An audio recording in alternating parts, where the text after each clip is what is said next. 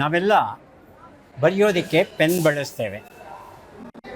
ಸಾಮಾನ್ಯವಾಗಿ ಎರಡು ರೀತಿಯ ಪೆನ್ಗಳನ್ನು ಬಳಸೋದುಂಟು. ಆ ಎರಡು ರೀತಿಯ ಪೆನ್ಗಳು ಯಾವುದು ಅಂತ ಹೇಳಿದ್ರೆ ಅವರಿಗೆ ಒಂದು ಪುಸ್ತಕ ಬಹುಮಾನ ಕೊಡ್ತೇನೆ. ಯಾರು ಹೇಳ್ತೀರಿ? ಬನ್ನಿ ಸರ್, ಮುಂದೆ ಬನ್ನಿ. ನಿಮ್ಮ ಹೆಸರು, ಎಲ್ಲಿಂದ ಬಂದಿದ್ದೀರಿ? ದಾಸರಳ್ಳಿ, ಬೆಂಗಳೂರಿಂದ ಬಂದಿರೋದು. ಯಾವುದು ಎರಡು ಪೆನ್ನು? ಇಂಕ್ ಪೆನ್ನು ಮತ್ತು ink pen, ball pen. Ball pen. ಪುಸ್ತಕವನ್ನು ಕೊಡ್ತಾ ಇದ್ದೇನೆ, ದಯವಿಟ್ಟು ಸ್ವೀಕರಿಸಿ. ಅವರು ಕೊಟ್ಟಂಥ ಉತ್ತರ ಇಂಕ್ ಪೆನ್ನು ಮತ್ತು ಬಾಲ್ ಪೆನ್ನು ಅಂತ ಕೊಟ್ಟಿದ್ದಾರೆ. ಈಗ ಇಂಕ್ ಪೆನ್ನು ಅನ್ನೋದು ನಾವೆಲ್ಲ ಬಳಸ್ತೇವೆ ಆ ಶಬ್ದ, ಆದರೆ ಅದಕ್ಕೆ ನಿಜವಾದ ಮೂಲ ಹೆಸರು ಏನು ಅಂತ ತಿಳ್ಕೋಬೇಕು. ಇಲ್ಲಿ ಮೇಡಮ್ ಅವರು ಹೇಳ್ತೀನಿ ಅಂತಿದ್ದಾರೆ, ದಯವಿಟ್ಟು ಮುಂದೆ ಬನ್ನಿ. ನಿಮ್ಮ ಹೆಸರು ಹೇಳಿ ಫಸ್ಟು. ಅರ್ಪಿತಾ. ನಿಜವಾದ ಹೆಸರೇನು ಇಂಕ್ ಪೆನ್ನಿಂದು? ಫೌಂಟನ್ ಪೆನ್ ಅನ್ನೋದು ಸರಿಯಾದ ಉತ್ತರ. ನೋಡಿ, ಒಂದು ಪುಸ್ತಕ ಕೊಡ್ತಾ ಇದ್ದೀನಿ. ಈಗ ಪೆನ್ನುಗಳಲ್ಲಿ ಎರಡು ಥರ ಇದೆ. ಒಂದು ಇಂಕ್ ಪೆನ್ನು ಅಥವಾ ಫೌಂಟನ್ ಪೆನ್ನು, ಇನ್ನೊಂದು ಬಾಲ್ ಪೆನ್ನು ಅಥವಾ ಬಾಲ್ ಪಾಯಿಂಟೆಡ್ ಪೆನ್ನು ಅಂತ ಗೊತ್ತಾಯಿತು ನಮಗೆ. ಇಂಕ್ ಪೆನ್ನೇ ಸಾಕಾಗಿತ್ತಲ್ವಾ? ಬಾಲ್ ಪೆನ್ನನ್ನು ಯಾಕೆ ಕಂಡು ಹಿಡಿದ್ರು? ಇದಕ್ಕೆ ಯಾರು ಕೊಡ್ತೀರಿ ಉತ್ತರ? ಮೊದಲು ತಿಳ್ಕೊಳ್ಳಿ ಈ ಕಡೆ. ನಿಮ್ಮ ಹೆಸರು ಹೇಳಿ. ನನ್ನ ಹೆಸರು ಸುಮುಖ್ ಅಂತ. ಹಾಂ, ನಾನು ತುಮಕೂರಿಂದ ಬಂದಿದ್ದೀನಿ. ಇಂಕ್ ಪೆನ್ ಯಾಕೆ ಬೇಕಂದರೆ ಅದು ಇಂಕ್ ಪೆನ್ ಭಾಳ ಸ್ಪ್ರೆಡ್ ಆಗುತ್ತೆ. ಹಾಂ, ಎಲ್ಲ ಸಿಚುವೇಷನಲ್ಲಿ ಯೂಸ್ ಮಾಡೋಕ್ಕಲ್ಲ. ಸೊ ಬಾಲ್ ಪೆನ್ ಕರೆಕ್ಟಾಗಿ ಬರೆಯುತ್ತೆ ಅಂತ. ಬಾಲ್ ಪೆನ್ನಲ್ಲಿ ಇಂಕ್ ಸ್ಪ್ರೆಡ್ ಆಗಲ್ವಾ? ಆ ಥರ ಟೆಕ್ನಾಲಜಿ ಬಂದಿದೆ. ಅಂದರೆ ಸ್ಪ್ರೆಡ್ ಆಗಲ್ಲ, ಲೈನ್ ಹೇಳಿದ್ರೆ ಕರೆಕ್ಟಾಗಿ ಲೈನ್ ಬರುತ್ತೆ. ಇಂಕ್ ಪೆನ್ನಲ್ಲಿ ಸ್ವಲ್ಪ ಸ್ಪ್ರೆಡ್ ಆಗುತ್ತೆ. ಸ್ಪ್ರೆಡ್ ಆಗುತ್ತೆ. ಅದರ ಪೂರ್ತಿ ಉತ್ತರ ಬರಲಿಲ್ಲ, ಸ್ವಲ್ಪ ಹೇಳಿದ್ರೆ ಅಷ್ಟೇ. ಇಂಕ್ ಪೆನ್ನಲ್ಲಿ ಇಂಕ್ ಸ್ಪ್ರೆಡ್ ಆಗುತ್ತೆ, ಬಾಲ್ ಪೆನ್ನಲ್ಲಿ ಸ್ಪ್ರೆಡ್ ಆಗಲ್ಲ. ಯಾಕೆ ಸ್ಪ್ರೆಡ್ ಆಗಲ್ಲ ಅನ್ನೋದಕ್ಕೆ ಉತ್ತರ ಕೊಡಬೇಕು. ಮುಂದ್ಗಡೆ ಬಾಲ್ ಇರುತ್ತೆ, ಸೊ ಅದು ಇಂಕ್ ಪ್ಲೇನಲ್ಲಿ ಫ್ಲೋ ಆಗ್ತಿರುತ್ತೆ, ಇದರಲ್ಲಿ ರೊಟೇಟ್ ಆಗ್ತಿರುತ್ತೆ ಬಾಲ್. ಅರ್ಧ ಉತ್ತರ ಕೊಟ್ಟಿದ್ದೀರಾ. ಒಂದು ಪುಸ್ತಕ ಕೊಡ್ತಾ ಇದ್ದೇನೆ, ಭರಮಪ್ಪನ ಭೂತ ಅಂತ. ಎನ್ ನರಸಿಂಹಯ್ಯ ಗೊತ್ತಾ? ಯಾರವರು? ಕೇಳಿದ್ದೀರಾ? ಇವತ್ತು ಓದಿ. ಕನ್ನಡದಲ್ಲಿ 400ಕ್ಕೂ ಹೆಚ್ಚು ಪತ್ತೇದಾರಿ ಕಾದಂಬರಿಯನ್ನು ಬರೆದವರು ಎನ್ ನರಸಿಂಹಯ್ಯ. ಅವರು ಬರೆದಂಥ ಒಂದು ಪುಸ್ತಕ ಭರಮಪ್ಪನ ಭೂತ ಕೊಡ್ತಾ ಇದ್ದೇವೆ, ಓದಿ.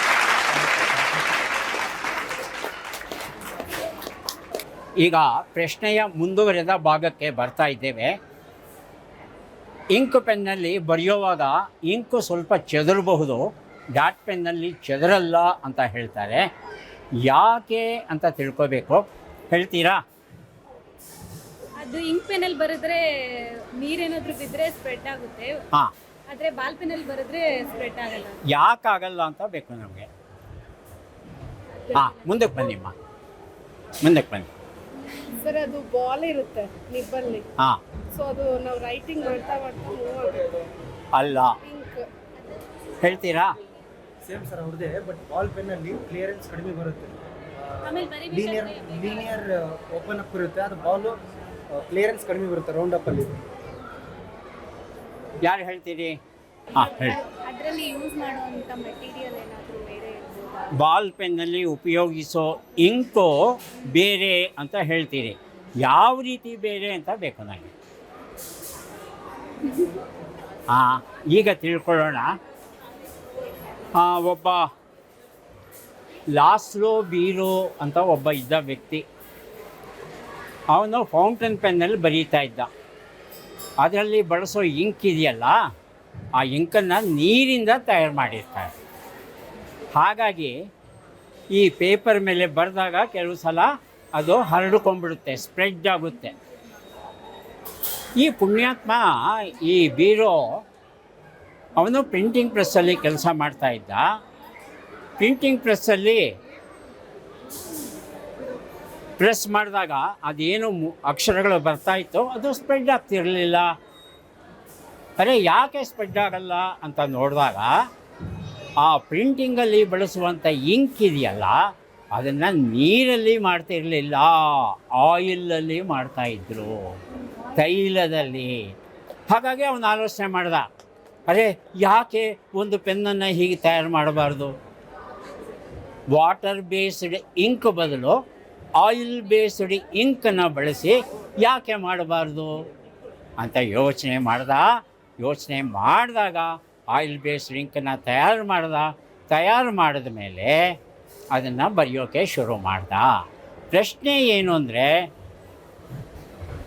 ಇಂಕು ಪೆನ್ನಲ್ಲಿ ನಿಬ್ಬು ಮೂಲಕ ಹರಿಯುತ್ತೆ ಇಂಕು.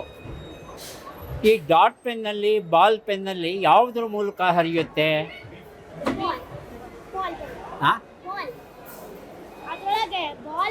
ಹಾಂ ಅದರೊಳಗೆ ಬಾಲ್ ಇರುತ್ತೆ. ಏನಾಗುತ್ತೆ ಬಾಲ್? ಅಂದರೆ ಪೆನ್ನಿನ ಪಾರ್ಟ್ಸ್ ಹೇಳ್ತೀಯಾ? ಡಾಟ್ ಪೆನ್ ಪಾರ್ಟ್ಸ್ ಬಾ ಇಲ್ಲಿ. ಇದು ನೋಡೋ ಡಾಟ್ ಪೆನ್ ಇದು ಅಲ್ವಾ? ಈ ಹೇಳಿದೆಯಲ್ಲ ಬಾಲ್ ಅಂತ ಹೇಳಿ, ಅದು ಇಲ್ಲಿದೆ ನೋಡಿದ್ದು.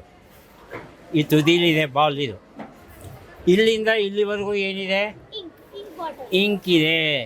ಎಂಥ ಇಂಕ್ ಇದು? ಆಯಿಲ್ ಬೇಸ್ಡ್ ಇಂಕ್ ಇದೆ.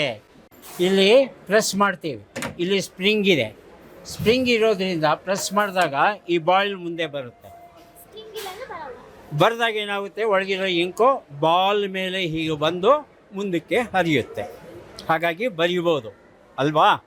ಅಷ್ಟು ಹೇಳಿದೀಯಾ? ನಿನಗೆ ಪುಸ್ತಕ ಕೊಡ್ತಾ ಇದ್ದೀನಿ, ತಗೋ. ನಿನ್ನ ಹೆಸರು ಹೇಳು. ಅವನಿ ಅಂದ್ರೇನು? ಭೂಮಿ ಅಂದ್ರೇನು? ಪೃಥ್ವಿ ಅಂದ್ರೇನು? ಹಾಂ, ಧರೆ ಅಂದ್ರೇನು? ಇಳೆ ಅಂದ್ರೇನು? ಭಾಳ ಸಂತೋಷವಾಯಿತು. ಭೂಮಿಗೆ ಎಷ್ಟೊಂದು ಹೆಸರನ್ನ ಹೇಳಿದ್ಲು ಅವನಿ. ಭಾಳ ಸಂತೋಷ ಆಗಿದೆ. ನೀವೊಂದು ಪುಸ್ತಕ ಕೊಡ್ತಾ ಇದ್ದೇನೆ, ದಯವಿಟ್ಟು ಸ್ವೀಕರಿಸಿ. ಈಗ ಇದೇ ಬಾಲ್ ಪಾಯಿಂಟ್ ಪೆನ್ ಮೇಲೆ ಇನ್ನೊಂದು ಪ್ರಶ್ನೆ.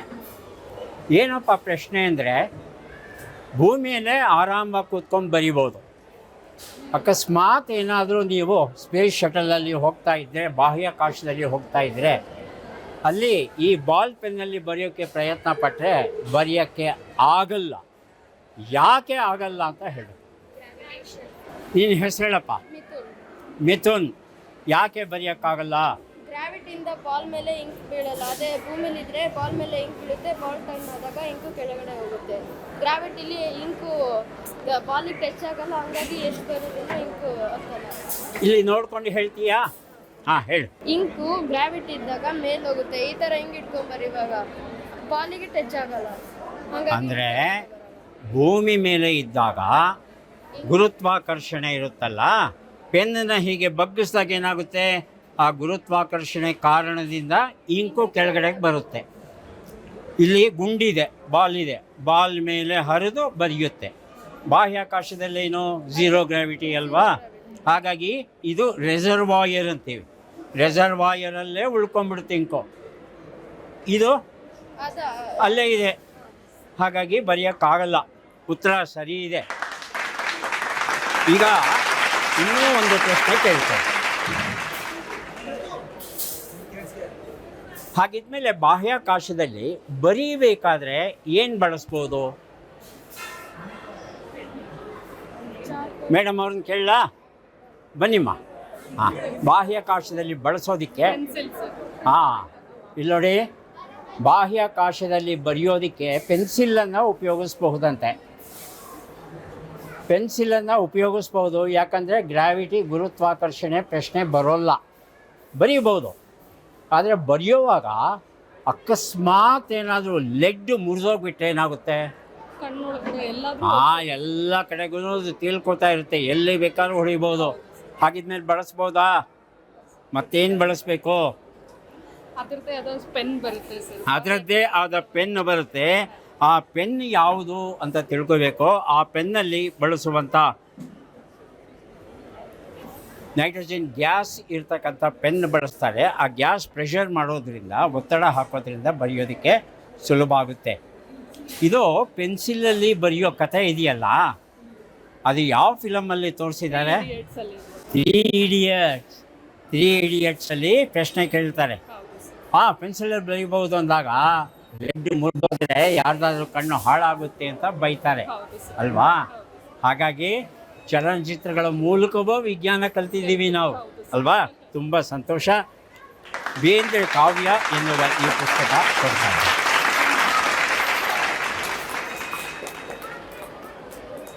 ಈಗ ಒಂದು ಸಾಮಾನ್ಯವಾದ ಪ್ರಶ್ನೆ ಕೇಳ್ತೇನೆ.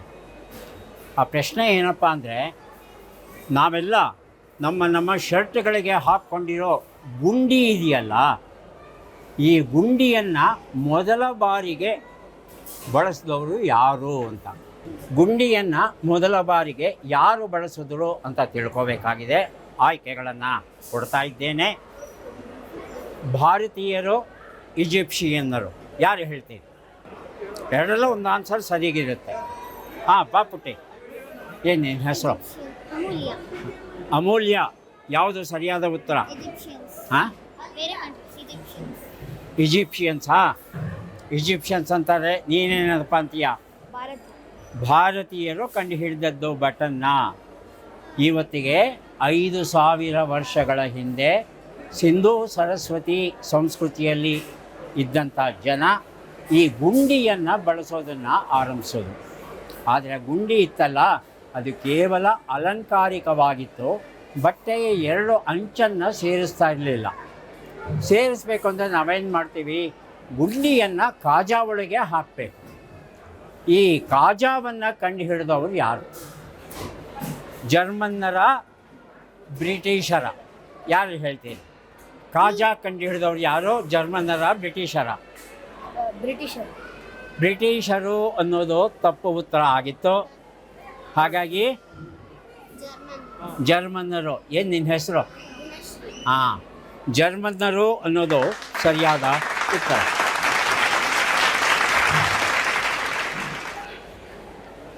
ನೋಡಿ ಎಷ್ಟು ವಿಚಿತ್ರ ಇದೆ. ಗುಂಡಿಯನ್ನು ಕಂಡು ಹಿಡಿದದ್ದು ಭಾರತೀಯರಂತೆ, ಆದರೆ ಆ ಗುಂಡಿಯನ್ನು ಹಾಕೋದಕ್ಕೆ ಕಾಜಾ ಇದೆಯಲ್ಲ, ಅದನ್ನು ಕಂಡು ಹಿಡಿದವರು ಜರ್ಮನ್ನರಂತೆ 13ನೇ ಶತಮಾನದಲ್ಲಿ. ಆಮೇಲೆ ಶರ್ಟಿಗೆ ಗುಂಡಿ ಹಾಕಿ ಅದನ್ನು ಕಾಜಾ ಒಳಗೆ ಸೇರಿಸಿ ಪೂರ್ತಿ ಹಾಕ್ಕೊಳ್ಳೋದಕ್ಕೆ ಅನುಕೂಲ ಆಯಿತು. ಈ ಗುಂಡಿ ಕಾಜಾ ಆದಮೇಲೆ ಈ ಬಟ್ಟೆಗಳನ್ನು ಸೇರಿಸೋದಕ್ಕೆ ಯಾವುದನ್ನು ಮನುಷ್ಯ ಕಂಡು ಹಿಡ್ದ ಅಂತ ತಿಳ್ಕೋಬೇಕು. ಯಾವುದು? ಜಿಪ್ ಅಲ್ಲ, ಜಿಪ್ಪಿಗಿಂತ ಮೊದಲೇ ಕಂಡು ಹಿಡಿಯೋದು. ಹಾಂ ಹಾಂ, ಯಾರು ಹೇಳ್ತೀರಿ? ಹಾಂ, ಬಟನ್ಸ್ ಹೇಳಿದ್ನಲ್ಲಪ್ಪ. ಬಟನ್ಸು ಮತ್ತು ಬಟನ್ ಹೋಲ್ ಮುಗಿದ ಮೇಲೆ ಯಾವುದನ್ನು ಕಂಡು ಹಿಡಿದ್ರು ಅಂತ. ಹುಕ್ಸನ್ನು ಕಂಡು ಹಿಡಿದ್ರ, ವೆಲ್ಕ್ರೋ ಕಂಡು ಹಿಡಿದ್ರ? ವೆಲ್ಕ್ರೋ. ಹುಕ್ಸ್ ಕಂಡು ಹಿಡಿದ್ರು. ಆಯಿತು, ನೀನೇನು ಹೇಳ್ತೀಯಾ? ಹಾಂ, ಅವ್ರು ಹೇಳಿದ್ಮೇಲೆ ಹೇಳ್ತಾ ಇದೀಯಾ ಅಲ್ವಾ? ಹುಕ್ಸ್ ಕಂಡು ಹಿಡಿದ್ರು. ಈ ಹುಕ್ಸನ್ನು ಕಂಡು ಹಿಡಿದವರು ಬ್ರಿಟಿಷರು. ಆದರೆ ಹುಕ್ಕನ್ನು ಸಿಗಿಸೋದಕ್ಕೆ ಒಂದು ದಾರ ಬೇಕಲ್ವಾ? ಅದಕ್ಕೆ ಕ್ರೋಶ ತಗೊಂಡು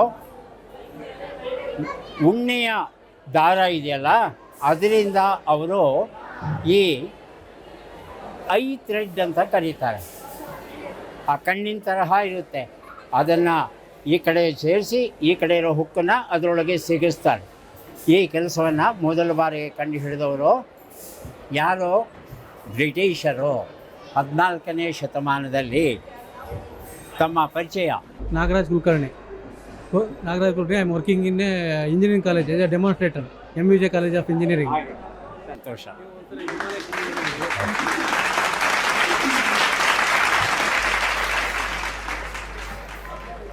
ಈಗ ಬಟ್ಟೆಯ ಅಂಚನ್ನು ಸೇರಿಸೋದಕ್ಕೆ ನಾವು ಮೊದಲು ಬಟನ್ ಮತ್ತು ಕಾಜಾ ಇವೆರಡನ್ನು ಬಳಸಿದ್ವಿ.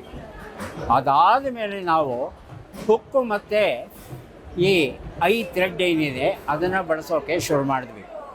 ಮೂರನೇದಾಗಿ ಯಾವುದನ್ನು ಬಳಸಿದ್ವಿ? ಜಿಪ್ಪನ್ನ ಬಳಸಿದ್ವಾ, ವೆಲ್ಕ್ರೋನ ಬಳಸಿದ್ವಾ ಅಂತ ತಿಳ್ಕೋಬೇಕಾಗಿದೆ. ಯಾರು ಉತ್ತರ ಕೊಡ್ತೀವಿ? ಹಾಂ ಹೇಳಪ್ಪ. ವೆಲ್ಕ್ರೋ ಬಳಸಿದ್ರು ಅಂತಾನೆ. ಜಿಪ್ಪನ್ನು ಬಳಸ್ಬೋದು ಅಂತ ಹೇಳಿದ್ರು. ಜಿಪ್ ಅನ್ನೋದು ಸರಿಯಾದ ಉತ್ತರ. ಪುಸ್ತಕ ಕೊಟ್ಟಿದ್ದೇನೆ, ದಯವಿಟ್ಟು ಪುಸ್ತಕವನ್ನು ಸ್ವೀಕರಿಸಿ.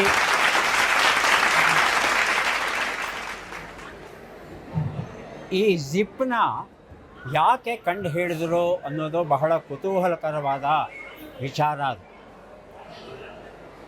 1800ರಲ್ಲಿ ಈ ಹೈ ಶೂ ಅಂತ ಬಳಸೋರು, ಗಂಬೂಟ್ ಅಂತ ನಾವು ಕರಿತೇವೆ ಈಗ ಅದನ್ನು. ಸಾಮಾನ್ಯವಾಗಿ ಕಾಡಲ್ಲಿ ಬೇಟೆ ಆಡೋದಕ್ಕೆ ಹೋಗಬೇಕಾದ್ರೆ ಮಂಡಿಯವರೆಗೆ ಇರುವಂಥ ಬೂಟುಗಳನ್ನು ಬಳಸ್ತಾರೆ, ಬಹಳ ಉದ್ದದ ಬೂಟು. ಆದರೆ ಈ ಬೂಟನ್ನು 2 ಅಂಚುಗಳನ್ನು ಸೇರಿಸೋದಕ್ಕೆ ಅವರು ಗುಂಡಿಗಳನ್ನು ಮತ್ತು ಕಾಜಾವನ್ನು ಮಾಡಿದರು. ಇದು ಬಹಳ ಉದ್ದ ಇದ್ದ ಕಾರಣ ಕೆಳಗಿಂದ ಗುಂಡಿಗಳನ್ನು ಹಾಕ್ಕೊಂಡು ಮೇಲುವರೆಗೂ ಬರಬೇಕು ಅಂದರೆ ತುಂಬ ಸಮಯ ಬೇಕಾಗ್ತಾಯಿತ್ತು. ಹಾಗಾಗಿ ಇದಕ್ಕೆ ಬೇರೆ ಏನಾದರೂ ವ್ಯವಸ್ಥೆ ಮಾಡಬೇಕಲ್ಲ ಅಂತ ಪ್ರಯತ್ನ ಪಟ್ಟರು. ಆಗ ಗಿಡಿಯನ್ ಸನ್ಬ್ಯಾಕ್ ಅಂತಕ್ಕಂಥ ಒಬ್ಬ ವ್ಯಕ್ತಿ ಜಿಪ್ ಕಂಡುಹಿಡಿತಾನೆ. ಆ ಜಿಪ್ ಹೇಗೆ ಕೆಲಸ ಮಾಡುತ್ತೆ ಅನ್ನೋದು ಬಹಳ ಕುತೂಹಲಕರವಾದದ್ದು. ಇಲ್ಲಿ ನೋಡಿ, ಜಿಪ್ಪಿನ ಒಂದು ಮಾದರಿ ಇಟ್ಟಿದ್ದಾರೆ. ಇಲ್ಲಿ ಎರಡೂ ಕಡೆ ಹಲ್ಲುಗಳಿವೆ ಅಲ್ವಾ. ಕೆಳಗಡೆ ಒಂದು ಬಾಕ್ಸ್ ಇರುತ್ತೆ, ಆ ಬಾಕ್ಸ್ ಒಳಗೆ ಒಂದು ಹುಕ್ ಇರುತ್ತೆ. ಅವೆರಡನ್ನು ಜೋಡಿಸಿ ಹಾಕಿ ಇದು ಮೇಲ್ಗಡೆ ಇದೆಯಲ್ಲ, ಈ ಜಿಪ್ಪರ್ನ ಹಿಡ್ಕೊಂಡು ಎಳೆದ್ರೆ ಈ ಎರಡೂ ಹಲ್ಲುಗಳು ಸೇರಿಕೊಳ್ಳುತ್ತೆ. ನೋಡಿ ಯಾವ ರೀತಿ ಸೇರಿಕೊಳ್ಳುತ್ತೆ ಅನ್ನೋದನ್ನು ನೋಡಬಹುದು. ನೋಡಿ ಇಲ್ಲಿ ಕೆಳಗಡೆ ಮಾಡಿದ್ದೇವೆ. ಈಗ ಎಳಿತಾ ಇದ್ದ ಹಾಗೆ ಆ ಹಲ್ಲುಗಳು ಒಂದರಲ್ಲಿ ಒಂದು ಸೇರಿಕೊಂಡು ಬಿಗಿಯಾಗುತ್ತೆ. ಈ ಜಿಪ್ಪರ್ನ ಕಂಡು ಹಿಡಿದ ಮೇಲೆ ತುಂಬ ಅನುಕೂಲ ಆಯಿತು. ಇಡೀ ಜಗತ್ತಿನಲ್ಲಿ ಪ್ರಸಿದ್ಧಿಯನ್ನು ಗಳಿಸುತ್ತೆ. ಆ ಗಿಡಿಯನ್ ಸನ್ಬ್ಯಾಕ್ ಅನ್ನೋನಿಗೆ ಸಾಕಷ್ಟು ಹಣವೂ ಸಿಗುತ್ತೆ. ಇದು ಜಿಪ್ ಕಂಡು ಹಿಡಿದಂಥ ವಿಧಾನ. ಇದು ಬೂಟುಗಳಿಗೆ ಅಂತ ಮೊದಲು ಆರಂಭಿಸಿದ್ರು. ಈಗ ಅದನ್ನು ಶರ್ಟ್ಗಳಿಗೆ ಹಾಕ್ತೇವೆ, ಸ್ವೆಟರಿಗೆ ಹಾಕ್ತೇವೆ. ಹಾಗೆಯೇ ನಮ್ಮ ಮನಿ ಪರ್ಸ್ ಅಂತ ಏನಿದೆ, ಆ ಪರ್ಸ್ಗೂ ಜಿಪ್ಪನ್ನು ಹಾಕೋದನ್ನು ಕಲ್ತಿದ್ದೇವೆ. ಹಾಗೆಯೇ ಸೂಟ್ ಕೇಸ್ಗಳಿಗೂ ಜಿಪ್ಗಳನ್ನು ಹಾಕೋದನ್ನು ಕಲ್ತಿದ್ದೇವೆ. ಹಾಗಾಗಿ ಆ ಗಿಡಿಯನ್ ಸನ್ಬ್ಯಾಕ್ ಅಂತಕ್ಕಂಥ ವಿಜ್ಞಾನಿ ಏನಿದ್ದಾನೆ ಅವನಿಗೆ ನಾವೆಲ್ಲ ಕೃತಜ್ಞರಾಗಿರೋಣ. ಬಟ್ಟೆಯ ಅಂಚುಗಳನ್ನು ಜೋಡಿಸೋದಕ್ಕೆ ನಾವೇನೆಲ್ಲ ಬಳಸ್ತಾ ಇದ್ದೇವೆ ನೋಡಿ. ಮೊದಲು ಗುಂಡಿನ ಬಳಸಿದ್ವಿ, ಕಾಜಾ ಬಳಸಿದ್ವಿ, ಆಮೇಲೆ ಹುಕ್ಕನ್ನ ಬಳಸಿದ್ವಿ, ಆಮೇಲೆ ಜಿಪ್ನ ಬಳಸಿದ್ವಿ. ಇನ್ನು ಯಾವುದನ್ನು ಬಿಟ್ಟಿದ್ದೀವಿ ಅಂತ ಯಾರಾದರೂ ಹೇಳ್ತೀರಾ? ಬಟನ್ಸ್, ಯಾವುದನ್ನು ಬಿಟ್ಟಿದ್ದೀವಿ? ಗುಂಡಿಗಳು, ಗುಂಡಿಗಳಾಯಿತು, ಹುಕ್ ಆಯಿತು, ಜಿಪ್ ಆಯಿತು, ಇನ್ನೇನು? ಪಾಕೆಟ್ಸು, ಜೇಬು, ಹಾಂ, ಜೇಬು ಪಾಕೆಟ್ಸು. ಬಟ್ಟೆಗಳನ್ನು ವೆಲ್ಕ್ರೋ ಅಂತ ಹೇಳಿದ್ದಾನೆ ಹುಡುಗ. ವೆಲ್ಕ್ರೋ ಅನ್ನೋದು ಸರಿಯಾದ ಉತ್ತರ. ಈ ಪುಸ್ತಕವನ್ನು ಕೊಡ್ತಾ ಇದ್ದೇನೆ, ಸ್ವೀಕರಿಸಿ.